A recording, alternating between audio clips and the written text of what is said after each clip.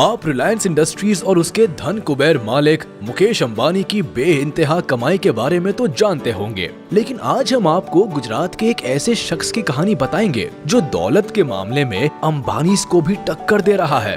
हर दिन नए नए बेंचमार्क सेट कर रहा है और न सिर्फ भारत में बल्कि पूरी दुनिया में अपना दबदबा बना रहा है।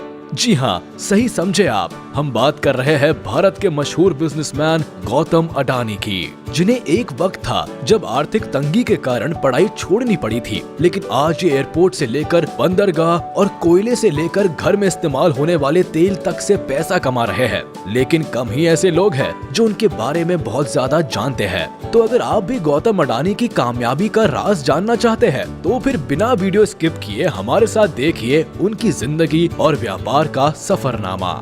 गौतम अडानी यूं तो रिलायंस इंडस्ट्रीज के संस्थापक धीरूभाई अंबानी की ही तरह पहली पीढ़ी के बिजनेसमैन है, लेकिन आज उनकी नेटवर्थ बाकी उद्योगपतियों से कई ज्यादा है, क्योंकि एक डायलॉग है जिसे अडानी ने सिद्ध साबित किया है। वो है, कोई धंधा छोटा या बड़ा नहीं होता और धंधे से बड़ा कोई धर्म नहीं होता। अब हम ऐसा इसलिए कह रहे हैं क्योंकि समय के साथ अडानी को जो भी धंधा मिला उन्होंने उसे पूरे मन से किया और परचम लहराते चले गए। लेकिन उनके फर्श से अर्श तक पहुंचने का सफर काफी जद्दोजहद भरा रहा है।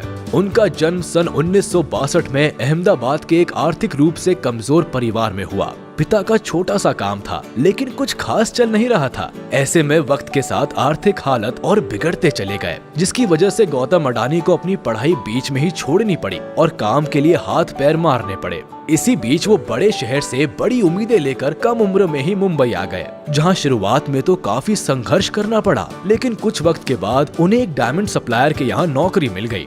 3 सालों तक काम करने के बाद उन्हें समझ में आया कि जिंदगी में करना क्या है, इसलिए उन्होंने नौकरी छोड़कर अपना काम शुरू किया और झवेरी बाजार में डायमंड ब्रोकरेज कंपनी की शुरुआत की। गौतम अडानी को अपनी जिंदगी का वाय पता था, यानी वो काम क्यों कर रहे हैं, इसलिए उन्होंने जी तोड़ मेहनत की और कम उम्र में ही धंधा दौड़ा दिया। लेकिन उनकी किस्मत चमकी 1981 से, जब उनके बड़े भाई ने उन्हें अहमदाबाद बुलाया। दरअसल भाई ने सामानों को लपेटने वाली प्लास्टिक की एक कंपनी खरीदी, मगर वो चल नहीं रही थी क्योंकि जो कच्चा माल चाहिए था वो जरूरत के हिसाब से नहीं मिल पा रहा था। बाहर देशों से कच्चे माल को इंपोर्ट करना पड़ रहा था। ऐसे में इसे एक अवसर के तौर पर देखते हुए अडानी ने कांडला पोर्ट पर प्लास्टिक ग्रैनुअल्स का आयात शुरू किया और 1988 में शुरू की अडानी एक्सपोर्ट्स, जिसका नाम बदलकर बाद में अडानी एंटरप्राइजेस कर दिया गया। इसमें धातु, एग्रीकल्चर प्रोडक्ट और कपड़े की कमोडिटी ट्रेडिंग होती थी। काम चल पड़ा तो कुछ ही साल में ये कंपनी और अडानी इस बिजनेस से बड़ा नाम बन गए और फिर 1994 में अडानी एंटरप्राइजेस को शेयर बाजार में लिस्ट कर दिया गया। फिर साल आया 1995 का। ये वो साल था जिसने आज उनके इस मुकाम तक पहुंचने की नींव रखी, क्योंकि इस वक्त गुजरात सरकार पोर्ट डेवलपमेंट के लिए प्राइवेट कंपनीज की तलाश कर रही थी। ऐसे में जैसे ही एक खबर अडानी तक पहुंची, उन्हें कमाई का एक और सोर्स नजर आया, इसलिए उन्होंने गुजरात के सबसे बड़े बंदरगाह मुंद्रा पोर्ट को ही खरीद दिया। मुंद्रा पोर्ट को खरीदने के बाद 1998 में गौतम अडानी ने Adani ports and logistics company की शुरुआत की। वैसे ये बंदरगाह की खासियत के बारे में बताए तो करीब 8000 हेक्टेयर में फैला ये पोर्ट आज भारत का सबसे बड़ा निजी बंदरगाह है और इस पोर्ट से पूरे भारत के लगभग 1/4 माल की आवाजाही होती है। साथ ही ये जगह स्पेशल इकोनॉमिक जोन के तहत बना है, तो प्रमोटर कंपनी को कोई टैक्स भी नहीं देना पड़ता। इस जोन में power plant, private rail line और एक प्राइवेट एयरपोर्ट भी है। वैसे यहाँ गौर करने वाली बात है कि आज अडानी समूह देश के प्रमुख इंफ्रास्ट्रक्चर ग्रुप में से एक है। उनकी अडानी पोर्ट्स देश की सबसे बड़ी पोर्ट मैनेजमेंट कंपनी है और गुजरात, महाराष्ट्र, गोवा, केरल, आंध्र प्रदेश, तमिलनाडु और ओडिशा जैसे 7 समुद्री राज्यों में इनके 13 डोमेस्टिक पोर्ट्स है। खैर, मुद्दे पर आते हैं। अब जैसे जैसे वक्त गुजरता गया, अडानी खुद को ग्रो करते चले गए।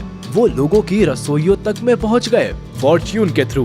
वही फॉर्च्यून जिसका रिफाइंड ऑयल आज हर घर में सुबह शाम दिन रात इस्तेमाल होता है। एक्चुअली जनवरी 1999 में अडानी ग्रुप ने will agri business group Wilmar के साथ हाथ मिलाकर खाने के तेल के बिजनेस में कदम रखा था। वैसे फॉर्च्यून तेल के अलावा अडानी ग्रुप आटा, चावल, दाल, चीनी जैसी दर्जनों चीजों से भी आपकी रसोई का हिस्सा बना हुआ है, जिनके रखरखाव के लिए 2005 में अडानी ग्रुप ने फूड कॉर्पोरेशन ऑफ इंडिया के साथ मिलकर अलग अलग राज्यों में बड़े बड़े साइलोज बनाए। साइलोज बेसिकली वो चीज होती है जिसमें बड़े पैमाने पर अनाज को रखा जाता है। साइलोज की कनेक्टिविटी के लिए अडानी ग्रुप ने निजी रेल लाइंस भी बनाई ताकि अनाज को लाने ले जाने में आसानी हो।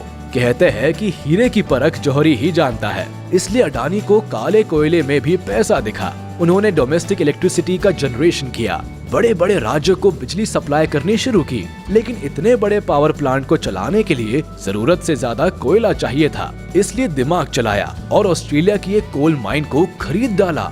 फॉर्च्यून इंडिया मैगजीन के मुताबिक 2010 में अडानी ने लिंक एनर्जी से 12,147 करोड़ में कोयला खदान खरीदी थी। गीली बेस्ट क्वींस आइलैंड में मौजूद इस खदान में 7.8 बिलियन टन के खनिज भंडार है, जो हर साल 60 मिलियन टन कोयला पैदा कर सकती है।